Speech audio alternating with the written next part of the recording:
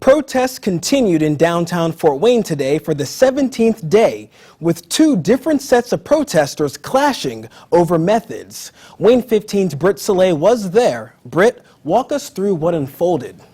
That's right. Today was the third protest organized by a group called Changemakers, which one member told me was made up largely of people who were out at the first George Floyd protest that happened in Fort Wayne. They organized several speakers to address protesters this weekend about the importance of police reform, voting, and legislation. But their way of protesting was not supported by everyone. The Changemakers Sunday event started out with a calling all clergy march from Lawton Park down to the Allen County Courthouse, where some of the religious leaders from a group called Faith Indiana then gave speeches. They were calling for police reform and saying that the time is now to drive change. After that, protesters sat and laid on the ground for 8 minutes and 46 seconds. That's the length of time a Minneapolis police officer was recorded with his knee on George Floyd's neck. During this, one demonstrator read through Floyd's last words until he was overcome with emotion. Now throughout this, there was a second group of protesters who had been along Clinton Street near Berry. The Changemakers announced to the crowd that this second group did not agree with the Changemakers' method of protest. So they invited this second group to join in a discussion about why they disagree. They even gave a microphone to one of those protesters so that she could share her thoughts. This is where the protest took a turn. Emotions were running high and the two groups started talking over each other and arguing. With all of the talking, it was difficult to hear what exactly was being said from where I stood.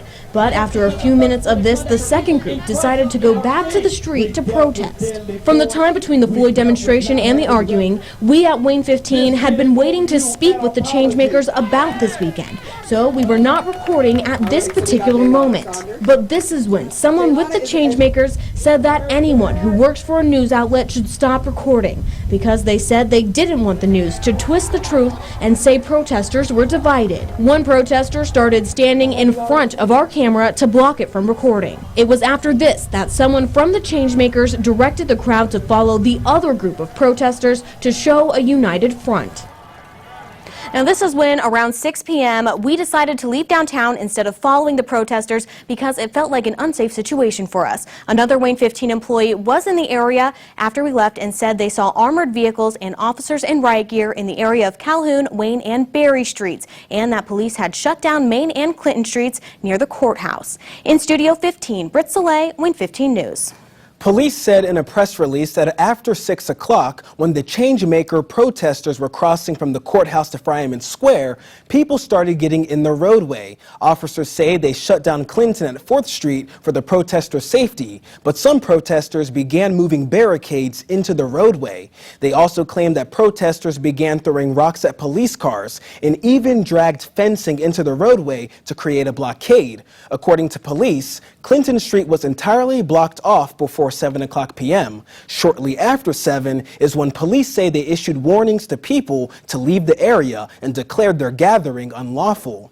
6 people were arrested on, quote, multiple charges, and Fort Wayne police says the road was opened back up shortly before 8 o'clock. No word yet on what exactly those charges are.